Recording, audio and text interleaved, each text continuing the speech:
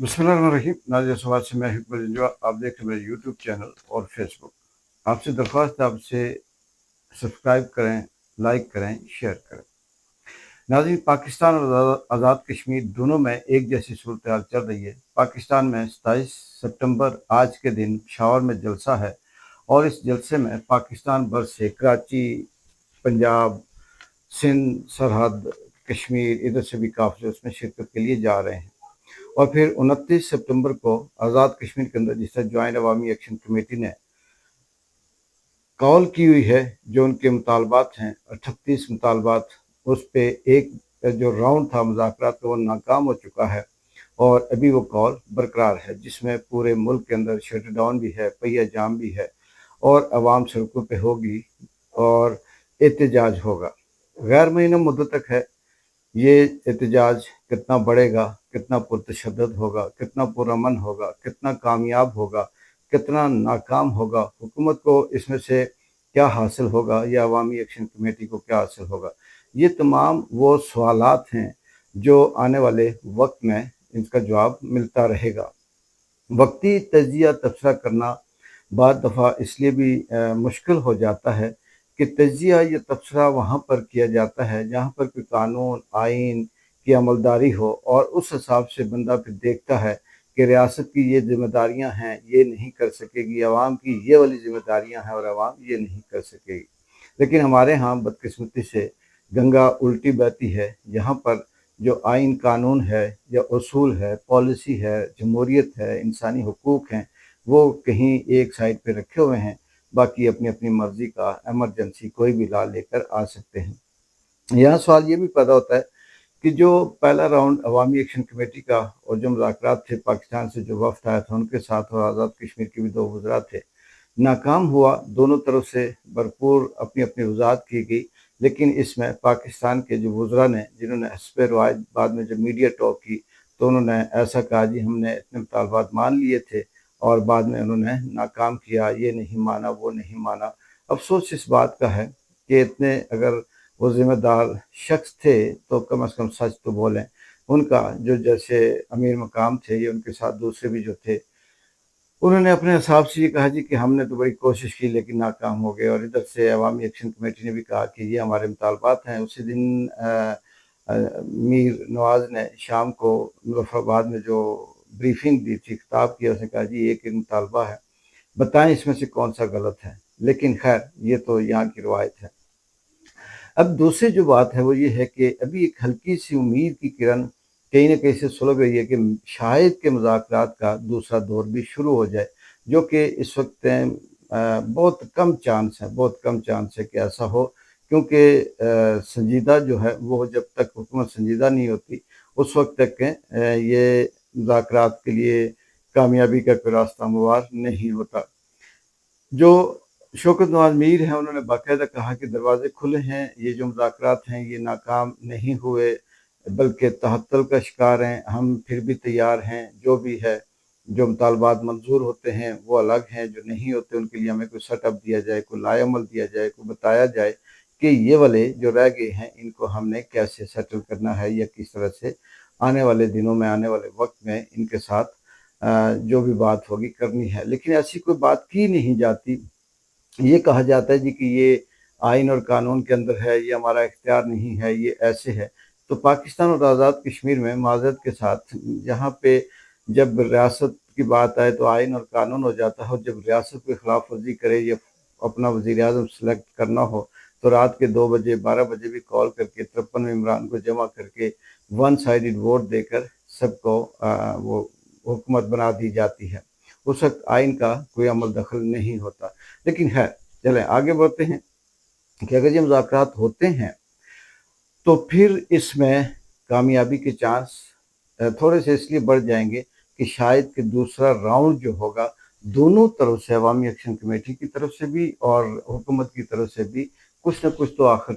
त्योहार तय होंगे या कुछ न कुछ तो ऐसी बात होगी जिसको बेस बनाकर ये जिसकी वजह से दोबारा से फॉर्मेलिटी से ही इस एहतजाज को रोकने के लिए, लेकिन मुज़ाकरात कामयाब करने के लिए ही किए जाएंगे।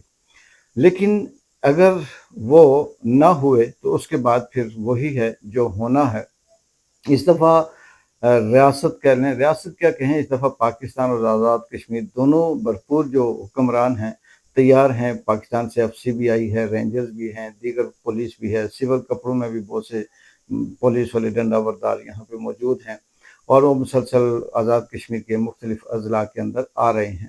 اس کا مطلب کہ معاملہ زیادہ خطرناک ہے۔ اور دوسری طرف جو جوائنٹ عوامی ایکشن کمیٹی ہے، ان کے جو شرکا ہیں، ان کے جو احتجاج کرنے والے ہیں، بندے ہیں، جوان ہیں، تاجر ہیں، جو بھی ہیں، وکلا ہیں، باقی سول سوسائٹی کے لوگ ہیں، وہ بھی کسی نہ کسی طرح سے آخر اپنے آپ کو تیار، مینٹلی تیار تو رکھیں گے، چاہے انہیں پتہ ہے کہ اگر اس لیول پہ بات آ گئی تو ہم نے کیسے ڈیفینس کرنا ہے یا اپنے آپ کو کیسے وہ کرنا ہے۔ اس میں یہ بھی سوال پیدا ہوتا ہے کہ اگر قیادت تو اس میں اس طرح سے نہیں ہے، لیکن چلیں جو بھی کور کمیٹی کے وہ ممبران جو کسی نہ کسی طرح سے لیڈ کرتے ہیں، اگر ان کو گرفتار کر دیا جائے پہلے تو کیا ہوگا؟ تو میرا جو ذاتی تجزیہ ہے یا اسسمنٹ ہے وہ یہ ہے کہ گرفتار کرنا مشکل نہیں ہے، اور ریاست حکومت گرفتار کر سکتی ہے، لیکن گرفتاری کے بعد سنبھالنا مشکل ہے۔ پھر چلیں ادھر احتجاج نہ ہو، لیکن پھر ان کی رہائی کے لیے اس کے لیے وہ سلسلہ چلے گا۔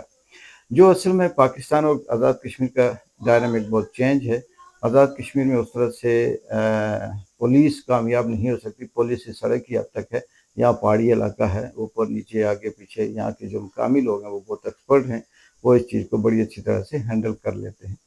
دوسرا بدقسمتی یہ ہے کہ چاہے پاکستان ہو یا آزاد کشمیر ہو، اس میں جو طاقتیں ہیں، جو ریاست ہے، جو جمہوریت اپنے آپ کو کہتی ہے، جو عوام کے نمائندے کہتے ہیں، ان کا صرف ایک ہی مقصد ہے کہ کسی نہ کسی طرح سے ڈنڈے کے زور پر اپنی طاقت کو قائم رکھا جائے، اور پھر اس طاقت کو برقرار رکھتے ہوئے وہ یہ چاہتے ہیں کہ ہم اپنی ریٹ کو رکھیں۔ ریٹ کا مطلب یہ ہے کہ ایسا نہیں ہے کہ کوئی غیر قانونی غیر آئینی کام ہو رہا ہے، مسئلہ صرف یہ ہے کہ اس وقت جو چارٹر آف ڈیمانڈ ہے اس میں موسٹلی 2 4 6 ایسے مطالبات ہیں جو بہت بری طرح سے بیوروکریسی کی دم پہ پاؤں ہے، کیونکہ اس میں مراحت کی بات ہے، تو مراد بالکل صحیح بات ہے۔ یہاں پر کئی لاکھ، 20 20 30 30 25 25 لاکھ سیلریاں لینے والے ججز ہیں، بیوروکریٹس ہیں، حکومت کے نمائندے ہیں، کروڑوں کے حساب سے کرپشن کرنے والے امراط ہیں، وی آئی پی گاڑیاں، پروٹوکول ان کا وہ چل رہا ہوتا ہے، اور ایک بیوروکریٹس کے نیچے جو سٹاف کام کرتا ہے وہ 6 سے 7 بندے کام کر رہے ہیں، اس سے بھی زیادہ ہیں، ان کے اوپر بھی لاکھوں کروڑوں کے حساب سے خرچے آتے ہیں، ان کی لائف ٹائم رات ہیں، اس کے بدلے میں ملتا کیا ہے؟ نہ یہاں پہ رول آف لا ہے، نہ یہاں پہ قانون ہے، نہ یہاں پہ عدلیہ کا کوئی اس طرح سے ایکٹیو رول ہے۔ یہاں پہ ہاسپٹل کے اندر جو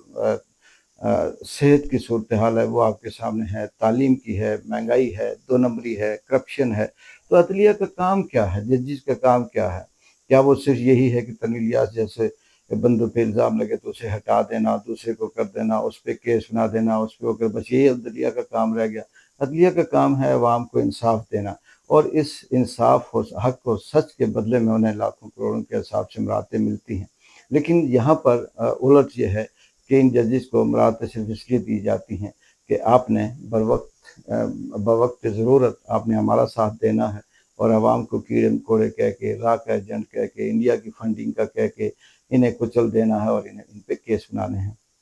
ابھی آج کا دن ہے، آج 23 ستمبر ہے، اور کل 28 ہے، منڈے تک دیکھتے ہیں۔ ابھی کل کا دن ہے، اگر کوئی راستہ نکلتا ہے تو اچھی بات ہے، نہیں نکلتا تو پھر سب کے لیے پریشانی ہے، لیکن ظاہر سی بات ہے کہ جب پھر سر پہ آتی ہے، جب پھر ریاست اور عوام جب اپنے حقوق کے لیے نکلتی ہے تو پھر اس میں نفع نقصان نہیں دیکھا جاتا۔ باقی آج پشاور کے اندر کے پی کے اندر تحریک انصاف کا جلسہ ہے، دیکھتے ہیں کس حد تک کامیاب ہوتا ہے، کیونکہ لگتا اس لیے نہیں ہے کہ پاکستان تحریک انصاف کی ساری قیادت کمپرومائز ہے، عمران خان جیل میں ہے، جو بولنے والے ہیں وہ بند ہیں، جو قیادت کرنے والے ہیں وہ بند ہیں، باقی موجیں ہی موجیں ہیں فارم 47 کی، اور پھر پاکستان کا مکمل طور پر سودا کرنے کے لیے ساری قیادت امریکہ ٹرمپ کے پوجا کر رہی ہے، ان کے پیچھے لگی ہوئی ہے۔ باقی پھر دیکھتے ہیں کہ آنے والا وقت اس ملک کے لیے، اس خطے کے لیے، اس عوام کے لیے کیسا رہے گا۔ ایک بار جو